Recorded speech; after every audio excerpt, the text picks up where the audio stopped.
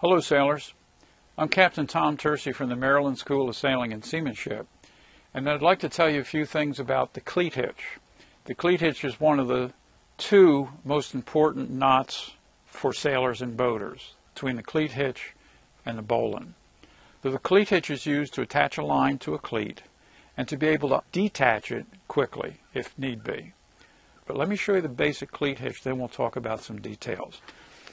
I'll take this line and we're going to go to this cleat right here and put a cleat hitch on it. So we're coming around the base, we're coming across under the horn, we're doing a flip of the line, and this is our basic cleat hitch. Now you'll see in looking at this that here's a locking hitch right here, because this line comes under this part of the line. You pull it tight. And this line, part of the line goes across these two lines. So that puts enough tension and friction into this line so it won't slip on this cleat. So let's talk about some basics of how you form the cleat hitch, because you have to be able to tie the cleat hitch when this line comes into the cleat from various directions. Now I want to show you a few details for tying the cleat hitch. Let's take the example where this line is coming into the cleat hitch from your right side. When you do the first turn around the cleat, you have to go to this side, not to this side. This is the opposite side from where the line is coming in. The line is coming in from your right. You're going to the horn towards your left. So this is the correct side. Not this side, but this side. Then you do a complete round turn, and the round turn means you've made two turns, which makes a complete round turn. Then you cross over and under this horn. Then you come back and cross over again. Now you have to put a locking hitch on. And to make the locking hitch, you have to flip a loop. And you flip the loop away from the side of the entering line. Here's the entering line, and when you put this locking hitch on, you are flipping away from the entering line, not towards the entering line.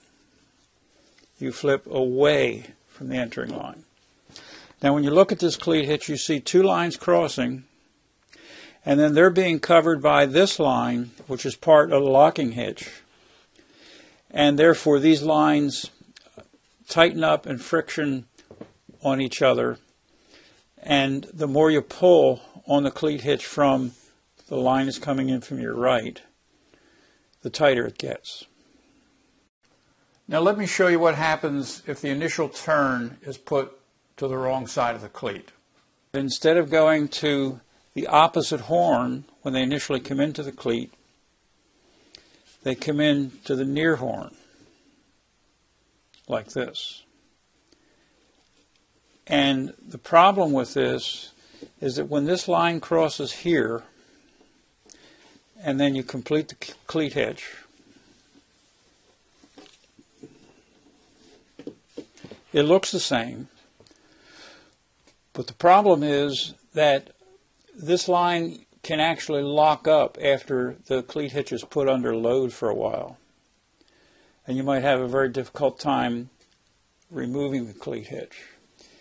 The line actually locks on itself right at this corner. Let's see what happens with this with a larger line on a docking cleat. So the dock line coming in incorrectly under the first horn on this cleat. And then it wraps around, has to be tugged to get it under, cross over, complete the cleat hitch. Now watch when we try to take this out, the dock line actually jams on itself under the horn of the cleat. And it takes quite a tug to get it unlocked. Now if the cleat hitch is correctly made, you can see that there is no chance for the line to lock on itself. Here's another error that I see people making. If instead of flipping away from the line coming in, if instead of doing that you flip towards the line coming in, here's what you end up with. And get this picture in your mind because it's completely different than what we saw a few minutes ago on the correctly tied cleat hitch. This won't lock at all. This won't stay in. It'll come out very easily. So remember, you're flipping away from the entering line when you do this locking hitch, away from it. And then the next error that I see people making is that when they come into the cleat correctly to this side, then they neglect to make a complete round turn. What they do instead is come immediately across in this manner and complete the locking hitch. Again, it looks right, but the problem is that without the complete round turn on the base of the cleat, the cleat hitch will not develop enough friction to allow the line to tighten up on itself under heavy load conditions. And I have seen cleat hitches pull through and off the cleat under heavy load conditions. Now the next thing I'd like to show you is the line coming into the cleat from different directions, because it does not always come from this direction, from your right side and from in back of you. Okay?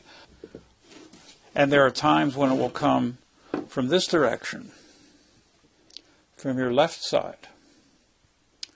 Okay, so but remember the basic rules. You go initially, for the initial turn, you go under the horn on the side opposite to the side that the line is coming into the cleat. So it's coming in from my left here. I want to go under the horn on the right in that case. I still make a complete round turn, cross over and under the horn, and again I turn away from the entering line. Here's the entering line. I turned away from that entering line when I flipped the locking hitch. Now let's take an example of this line coming into the cleat from another direction. Let's bring it in again from your left side, but on the side away from you. Here's a line coming into the cleat. And remember, you go to the horn on the opposite side. It's coming in from the left. You go under the horn on the right. Not this side, but this side. Now all these patterns come out the same, but it depends where you're standing relative to the cleat. So I'm showing it to you coming in from these different directions, but the method is still the same if you remember the rules. So you go under the horn on the opposite side, from the side that the line is coming into the cleat. You make a complete round turn again. You cross over and under that horn, and then you flip away from the side of the entering line. Same procedures, same result.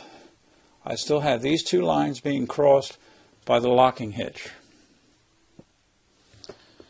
Now let's take one more arrangement.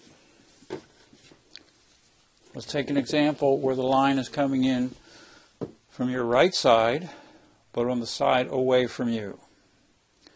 So remember, you're going under the horn on the opposite side to the side that the line is coming in from.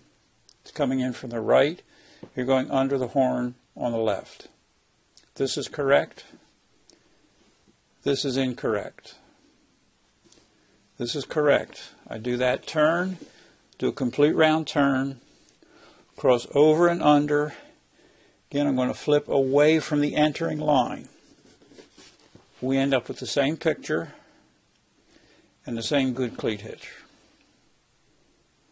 So those are the details. If you walk down a dock at various times, you're liable to see cleat hitches tied in this manner. These follow the principle that if you can't tie a knot, tie a lot. Well, hopefully you won't be tying your cleat hitches in this manner. So, I hope some of these ideas help you when you're going to tie a cleat hitch.